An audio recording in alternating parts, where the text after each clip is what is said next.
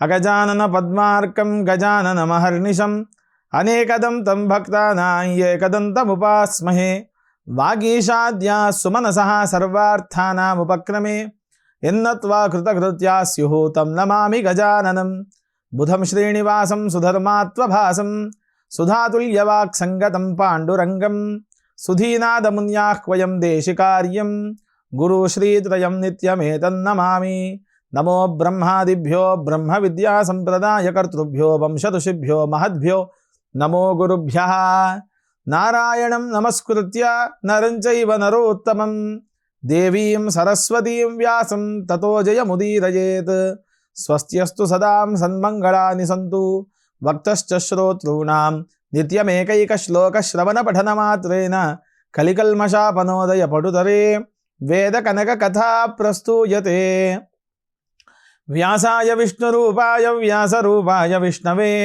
నమో why బ్రహ్మనిధయే వాసిష్ఠాయ నమో నమః. ETV life ఆధ్యాత్మిక channel వీక్షిస్తున్నటువంటి ప్రేక్షకులకు వేదసారం కార్యక్రమం తరపున స్వాగత నమస్కారాలు తెలియజేస్తూ, వేదసారంలో రుద్రానువాకాలు 7 పూర్తి చేసుకుని 8వ అనువాకాన్ని గత ధారావాహిక ద్వారా ప్రారంభం చేసి ఉన్నాం. అందులో మొదటి యజుస్సు నమః సోమాయ చ రుద్రాయ చ సహ ఉమా రుద్రః. ఉమతో కూడినటువంటి వాడు, ఉమా సమేతుడైనటువంటి వాడు రుద్రుడు, వారికి నేను నమస్కరిస్తున్నాను అని. సోముడు అనగా భక్తుల పాలిట చల్లని తత్వముతో చంద్రుడు ఏ రకంగానైతే ప్రకాశిస్తూ చల్లదనాన్ని కురిపిస్తూ ఉన్నాడో అంతటి శీతాఢ్యాన్ని భక్తజనులకు అనుగ్రహించడానికి కారణహేతుభూతమైనటువంటి వాడు సోముడు. మరి రుద్రుడు అనగా ప్రళయకాలంలో ఋతం సంసార దుఃఖం ద్రావయతీతి రుద్రః. ఏదైతే సంసారం అనేటువంటి భవసాగరము ఉందో దాన్ని దాటించేటువంటి వాడు రుద్రుడు అనేటువంటి శబ్దముతో, నిర్వచనంతో పిలువబడుతూ ఉన్నాడు. రుద్రానికి వ్యుత్పత్తి అనేటువంటిది చాలా లక్షణములుగా ఉన్నాయి. అందులో రోదయతి సర్వం అంతకాలం ఇది రుద్రః. అంతకాలం ఏదైతే ఉంటుందో అక్కడ వినిపించేటువంటి ఆర్తనాదాలు, ఆ శబ్దాలలో ఈ రుద్రుడు అనేటువంటి వాడు కనబడుతూ ఉన్నాడు. ఇక్కడ ఆర్తనాదాలు వినిపించేటువంటి వాడా, లేక వినిపించడానికి సహాయపడినటువంటి వాడా, వినిపించకుండా తాను భవసాగరాన్ని దాటించి మోక్షపథం వైపు నడిపించేటువంటి వాడా అనేటువంటిది అక్కడ ఉండేటువంటి వారి యొక్క తత్వాన్ని బట్టి నడుచుకుంటూ ఉంటుంది. ఋతం సంసార దుఃఖం ద్రావయతీతి రుద్రః. సంసారం అనేటువంటి దుఃఖము నుండి బయటపడేసేటువంటి వాడు రుద్రుడు అని పిలువబడుతూ ఉంది. ఋతవు నాదాంతే ద్రవతి ద్రావయతీతి రుద్రః. నాదము వాదము ఏవైతే ఇద్దరికి మధ్య జరిగేటువంటి సంభాషణ అక్కడ వాదముగా కావచ్చు, లేక నాదముగా కూడా కావచ్చు, దానికి కారణహేతుభూతమైనటువంటి వాడు రుద్రుడు అని పిలువబడుతూ ఉన్నాడు. వాదాన్ని ఆపేటువంటి వాడు కావచ్చు, నాదముతో నాట్యమాడేటువంటి వాడైనా కావచ్చునుగాక. ఇక్కడ ఉమాసమేతుడైనటువంటి రుద్రుడు ఈ రకమైనటువంటి దర్శనాన్ని ఇస్తూ ఉన్నాడు. రుత్యా వేదరూపయా ధర్మాది నవలోకయతి ప్రాయతీతి వా రుద్రః. వేద రూపములో, ధర్మ రూపములో, శాస్త్ర రూపములో, మనకు అన్నింటి రూపాలలో కనిపించేటువంటి వాడు, శబ్ద తరంగములలో ఈ వేదనాదముగా మనందరికీ దర్శనం ఇచ్చేటువంటి వాడు, ప్రకృతి రూపకముగా ఉండేటువంటి వాడు రుద్రుడు అవుతూ ఉన్నాడు. అలాంటి రుద్రునికి నేను నమస్కరిస్తూ ఉన్నాను. ఒక రుద్ర అనేటువంటి శబ్దానికి ఇన్ని రకాలైనటువంటి నిర్వచనాలు మనకు శిక్షా స్మృతిలో మనకి ఇవ్వబడుతూ ఉంది. అనేక రకములుగా ఈ రుద్ర శబ్దమే కావచ్చు, శంభు శబ్దము కావచ్చు, లేక సోమ శబ్దం కావచ్చు, ప్రతి అక్షరానికి కూడా ఈ రకమైనటువంటి లక్షణములు అనేక రకములుగా ఈ వేద సార తత్వ రహస్యములన్నీ కూడా మనకు తెలుపుతూ ఉన్నాయి. రుత్యా వాగ్రూపయా వాచ్యం ప్రాపయతీతి రుద్రః. వాక్కు రూపము, వాక్కు రూపము అనగా శబ్ద తరంగములు. ఆ శబ్ద తరంగములు ఏ రకముగానైతే వ్యాప్తి చెంది ఉన్నాయో ఆ వ్యాప్తి చెందేటువంటి వాగ్రూపకంగా ఉండేటువంటి రుద్రుడు, ఆ రుద్రుణ్ణి నేను నమస్కరిస్తూ ఉన్నాను.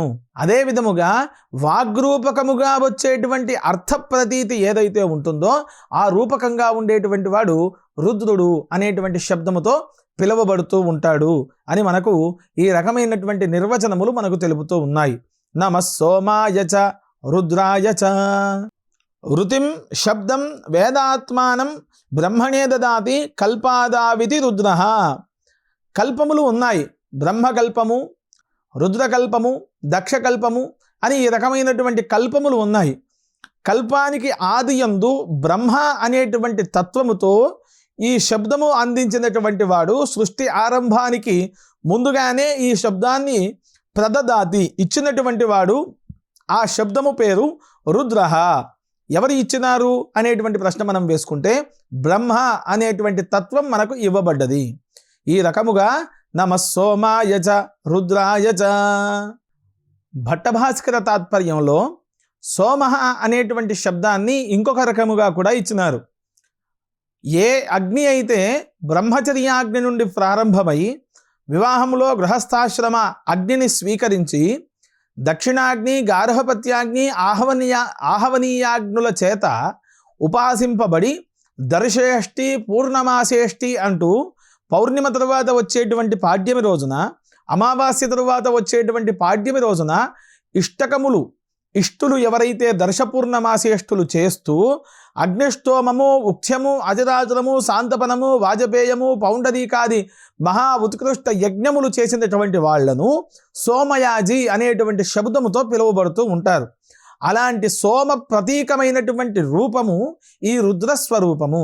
అలాంటి సోమయాగ స్వరూపము, యజ్ఞేశ్వర స్వరూపము అయినటువంటి ఈ సోముడు అదే విధముగా రుద్రుడికి నేను నమస్కరిస్తున్నాను అని ప్రథమ యజస్సు యొక్క అర్థం. ఇక్కడ భట్టభాస్కరాచార్యుల వారు పేర్కొన్నటువంటి అనేకమైనటువంటి లక్షణములు మనకు పూర్తిగా కూడా కైవల్యోపనిషత్తులో, లింగ పురాణములో, లింగ పురాణానికి ఉపపురాణమైనటువంటి లైంగ్య పురాణములో కూడా మనకు పేర్కొన్నట్టుగా అనేకమైనటువంటి ధర్మశాస్త్ర విషయములు మనకు తెలుస్తూ ఉన్నాయి. రుద్రుడు కానీ సోముడు కానీ ఇక్కడ మనం ఆరాధించేటువంటి తత్వం శంకర భగవత్పాదాచార్యుల వారు అందించినటువంటి మనకు శివానంద లహరిలో కానీ సౌందర్య లహరిలో కానీ ఈ తత్వాన్ని మనకు ఇవ్వబడ్డది. మొదటి శ్లోకముగానే సౌందర్య లహరిలో ఈ రకముగా ఉంది. శివశక్త్యా యుక్తో యది భవతి శక్తః ప్రభవితుం నచే దేవం దేవో నఖలు కుశల సంధితుమపి అతస్త్వామారాధ్యాం హరిహర విరించాదిభిరపి ప్రణంతుం స్తోతుం వా కథమకృత పుణ్య ప్రభవతి. ఏవైతే మనము చేసేటువంటి కర్మ కార్యములు, ఐహిక కామ్య కార్యక్రమములు ఏవైతే ఉన్నాయో వాటి యందు శివుడు శక్తితో కూడినటువంటి వాడై, ఇక్కడ శివశక్త్యాయుక్తో యది భవతి శక్తః అని మనం ఏ రకంగానైతే మనం చెప్పుకుంటూ ఉన్నామో దానికి పూర్తిగా ఇది శ్లోక ప్రమాణాన్ని ఆదిశంకర భగవత్పాదాచార్యుల వారు సౌందర్య లహరి అనేటువంటి శబ్దముతో మనకు అందించినటువంటి లక్షణం ఏదైతే కనబడుతూ ఉన్నదో ఇది వేద ప్రమాణముగా నమః సోమాయ అనేటువంటి ఈ పంచాక్షర సోమ పంచాక్షరి మంత్రములో మనకు వినబడుతూ ఉంది. అలా ఉన్నటువంటి ఈ సోమతత్వాన్ని, ఈ రుద్రతత్వాన్ని ఎవరైతే ధ్యానిస్తూ ఉంటారో వారికి ఇహపరములో ఉండేటువంటి కష్టములన్నీ కూడా తొలగిపోతాయి అని మనకు అనేకమైనటువంటి గ్రంథములు మనకు తెలుపుతూ ఉన్నాయి. అనుష్ఠానము చేసే క్రమములో మనము చేసేటువంటి జపోహోమో మార్జనం పంచవిధం, జపము కానీ హోమము కానీ తర్పణము కానీ దానికి పంచవిధములుగా దానిని చేయాల్సినటువంటి లక్షణము ఉంది. ఒక మంత్రాన్ని అనుష్ఠానం మనం చేస్తున్నాము అంటే దానికి సంఖ్యగా 10% హోమాన్ని, తర్పణాన్ని, మార్జనాన్ని, భోజనాన్ని, అన్న సంతర్పణను ఇవన్నీ కూడా ఆచరించాలి అని మనకు తెలిపినటువంటి అనేకమైనటువంటి గ్రంథాలు కూడా మనకు ఉన్నాయి. ఒక మంత్ర ఉపాసనా శక్తి తత్వాన్ని మనకు వేద ధర్మ రక్షణ ఏ రకంగా చెయ్యాలి అనేటువంటి లక్షణాన్ని మనకు ఈ శ్లోకము, ఈ ఆధారము మనకు తెలుపుతూ ఉంది. పార్వతీ పరమాదేవి బ్రహ్మ విద్యా ప్రదాయిని తస్మాత్ సా తయా శక్త్యా హృది పశ్యంతి ఏ శివం తేషాం శాశ్వతికే సిద్ధిర్ నేతరేషామితి శృతి. శృతులు, స్మృతులు, పురాణములు, ఇతిహాసములు ఇవన్నీ కూడా సాక్షాత్తు పరమాత్మ దేవితో కూడుకున్నటువంటి శక్తిని మాత్రమే తెలుపుతూ ప్రారంభం అవుతూ ఉంది. ఇక్కడ వేదమాత, వాగ్దేవత అని స్త్రీ శక్తితోనే మనం ప్రారంభం చేస్తూ ఉన్నాం. అలా ఆ తత్వం ఏదైతే ఉంటుందో ఇది అంతా కూడా ఉమతో కూడుకున్నటువంటి లక్షణమే. ఆ విధమైనటువంటి లక్షణంతో కూడుకున్నటువంటి పరమేశ్వరుణ్ణి నేను ధ్యానిస్తూ స్మరిస్తూ ఉన్నాను. నమః సోమాయ చ రుద్రాయ చ. రుద్ర శబ్దముతో సోమ శబ్దముతో ఉండేటువంటి తత్వము ద్వారా సాక్షాత్తు పరమాత్మను నేను ఆరాధిస్తూ ఉన్నాను. ఆయన మనకు ఐహికాముష్మికములు కలగజేయుగాక. జీవితంలో చేసినటువంటి అనేకమైనటువంటి దుస్సావాసములు దుర్మార్గములన్నీ కూడా తొలగిపోయి మంచి మార్గములలో సన్మార్గములలో సౌమనస్యముగా అందరితోనూ మెలిగేటట్టుగా చూపు కలిగి ఉండుగాక అంటూ మనకు ఈ యొక్క మొదటి యజస్సు యొక్క లక్షణం. ఈ యజస్సు ఏదైతే ఉంటుందో దీనిని శ్రవణం కానీ పఠనము కానీ స్మరణ కానీ జపము కానీ అనుష్ఠాన విధానములు కానీ ఏదైతే చేస్తామో ఒక దేవత ఆరాధన కాకుండా వాగర్థ వివసంపృక్తౌ వాగర్థ ప్రతిపత్తయే జగతః పితరౌ వందే పార్వతీ పరమేశ్వరౌ. జగత్తుకు మాతాపితరులైనటువంటి పార్వతీ పరమేశ్వరులను ధ్యానము చేసినటువంటి మనకు సాక్షాత్తుగా పరమేశ్వరుని యొక్క సాయుధ్యం కలుగుతుంది అని మనకు భట్టభాస్కరాచార్యుల వారు, అభినవ శంకరుల వారు, వీరందరూ కూడా మనకు ఇచ్చినటువంటి ఈ ధర్మశాస్త్ర మార్గములలో మనం ఈ మంత్రాన్ని అనుష్ఠానం చేస్తే మనకు కలుగుతుంది అనేటువంటి విషయం మనకు ఈ గ్రంథములలో పేర్కొనబడినది. అదే విధముగా ఈ ఉమాపతి అంబికాపతి అనేటువంటి లక్షణాన్ని మనకు ఆరణ్యక భాగంలో కృష్ణయజుర్వేదంలో 10వ అధ్యాయంలో ఇవ్వబడ్డది. నమో హిరణ్యబాహవే హిరణ్యవర్ణాయ హిరణ్యరూపాయ హిరణ్యపతయే అంబికాపతయే ఉమాపతయే పశుపతయే నమో నమః అని. ఇది పూర్తిగా కూడా వేదవాక్యమే. నమో హిరణ్యబాహవే, హిరణ్యమైనటువంటి హిరణ్య వర్ణముతో కూడి ఉన్నటువంటి బాహువులు కలిగినటువంటి వాడు. నమో హిరణ్యబాహవే హిరణ్యవర్ణాయ, శరీరమంతా కూడా ఏ రకమైనటువంటి బంగారు ఆభరణాలు భుజస్కంధాలకు ధరించి ఉన్నాడో ఆ వర్ణముతో వెలుగుందేటువంటి వాడు. హిరణ్య రూపాయ, ఆ రకమైనటువంటి రూపాన్ని సంతరించుకొని ఉన్నటువంటి వాడు. అంబికాపతయే పశుపతయే, అంబికాపతి పశుపతి అయినటువంటి సాక్షాత్ పరమేశ్వరుడు ఈ రకముగా ఉన్నాడు అని ఈ ఒక్క వాక్యం నమస్సోమాయ అనేటువంటి వాక్యానికి మనకు వేదములో అనేక రకాలుగా నిర్వచనం ఇవ్వబడుతూ ఉంది. అలాంటి పరమాత్మను నేను ధ్యానిస్తున్నాను అంటూ ఈ యొక్క యజస్సును మనం సమాప్తం చేసుకుంటూ ఉన్నాం. 2వ యజస్సు నమస్తామ్రాయ చారుణాయ చ. అరుణుడు తామ్రుడు అనేటువంటి 2 లక్షణాలు కలిగినటువంటి ఈశ్వరుడు. ఇక్కడ అరుణ శబ్దం కానీ తామ్ర శబ్దం కానీ 2 రకాలుగా ఇవ్వబడుతూ ఉంది.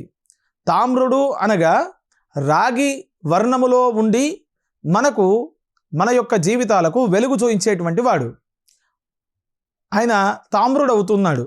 అరుణుడు అంటే ఎవరు అంటే మనకు కనబడేటువంటి సూర్యుడికి రథారూఢుడైనటువంటి సూర్యుణ్ణి సారథిగా నడిపించేటువంటి వాడు అరుణుడు అనేటువంటి శబ్దంతో పిలువబడుతూ ఉన్నాడు. మనం ఎప్పుడు కూడా అరుణోదయము అని అంటాం. సూర్యాస్తమయం అరుణోదయం. అరుణుడు ఉదయిస్తూ ఉంటాడు, సూర్యుడు అస్తమిస్తూ ఉంటాడు. సూర్యుణ్ణి తన యొక్క రథమునందు ఎక్కించుకొని వస్తూ ఉంటాడు. ఇక్కడ కద్రు వినతి యొక్క లక్షణమంతా కూడా మనకు మహాభారతంలో ఇవ్వబడ్డది. ఇక్కడ కద్రు వినతుల యొక్క పుత్రులు, ఒకరు నాగ సంతానము, రెండవది గరుత్మంతుల వారు, అదేవిధంగా అరుణుడు అనేటువంటి 2. వీరిలో అంగవైకల్యముతో పుట్టినటువంటి వాడు అరుణుడు. ఆయన సూర్యపరమాత్మ ఎక్కినటువంటి రథాన్ని అధిరోహించి ఆ రథసారథి అయి ముందుకు నడిపించేటువంటి వాడు.